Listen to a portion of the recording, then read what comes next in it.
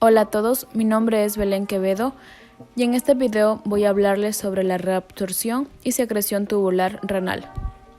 Mientras se da el filtrado glomerular, este se va por los túbulos renales y pasará de forma secuencial por las diferentes partes antes de ser eliminado mediante la orina. El recorrido va desde el túbulo proximal al asa de Henle, luego al túbulo distal, seguido del túbulo colector y finalmente por el conducto colector. A lo largo del recorrido, algunas sustancias se reabsorben selectivamente en los túbulos y vuelven a la sangre, mientras que otras se secretan desde la sangre a la luz tubular. La orina ya formada, junto con las sustancias que contiene, representan la suma de los tres procesos básicos que se producen en el riñón. Estos son la filtración glomerular, la reabsorción tubular y la secreción tubular. Esto está determinado de la siguiente manera. Excreción urinaria es igual a la filtración glomerular menos la reabsorción tubular más la secreción tubular. La reabsorción tubular es cuantitativamente importante y altamente selectiva. Aquí tenemos una tabla en la cual presenta la filtración, reabsorción y excreción de diferentes sustancias por los riñones. Refleja el manejo renal de algunas sustancias que se filtran libremente en los riñones y que se absorben en cantidades variables. La intensidad con la que cada una de estas sustancias se filtra se calcula de la siguiente manera. Filtración es igual a la filtración glomerular por la concentración plasmática. Cuando se hace este cálculo, se supone que la sustancia se filtra libremente y no está unida a las proteínas del plasma. Por ejemplo, tenemos una concentración de glucosa en el plasma de 1 gramo por litro, entonces se ubican los valores correspondientes. La filtración glomerular corresponde al 180 litros por día, como ya hemos visto en clases anteriores, por la concentración plasmática, que en este caso sería 1 gramo por litro. Esto equivale a 180 gramos por día. Y como normalmente no se excreta prácticamente nada de la glucosa a la orina, la reabsorción de la glucosa será en su totalidad los 180 gramos por día. Hay dos cosas que se destacan en la tabla.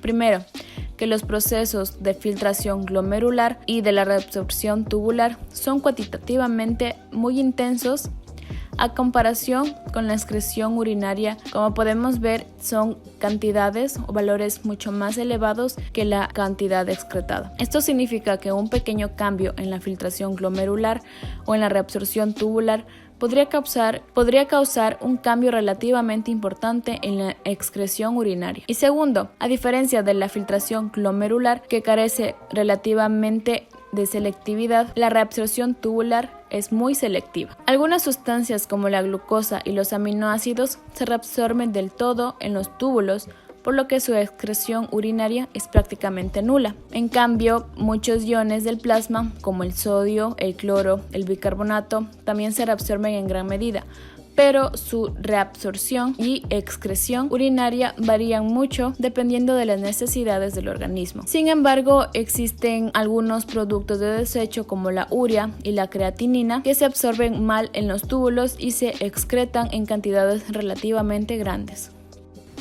La reabsorción tubular comprende mecanismos pasivos y activos.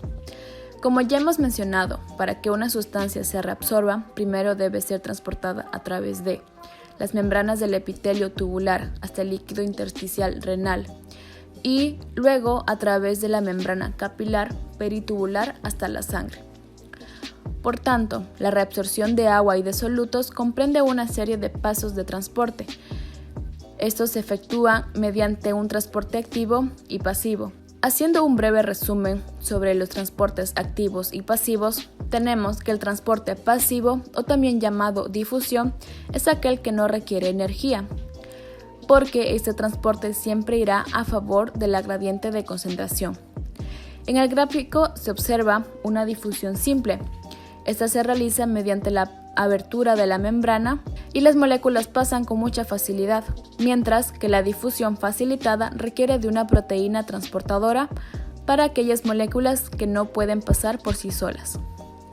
Y también tenemos a la ósmosis. Este es el paso de moléculas de agua que va a favor de la gradiente de concentración. mientras que el transporte activo sí requiere de energía, o ATP, porque va en contra de la gradiente de concentración. Por ejemplo, tenemos a la bomba sodio-potasio que se lleva a cabo a través de una proteína transportadora que se activa con ATP. Y como sabemos, salen 3 iones de sodio al espacio extracelular y entran 2 iones de potasio al espacio intracelular. Continuando con nuestro tema principal,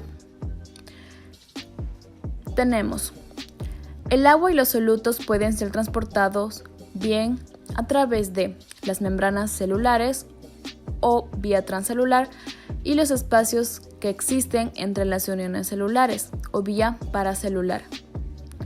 Luego, una vez producida la reabsorción a través de las células epiteliales tubulares hasta el líquido intersticial, el agua y los solutos son transportados a través de las paredes de los capilares peritubulares para pasar a la sangre por ultrafiltración.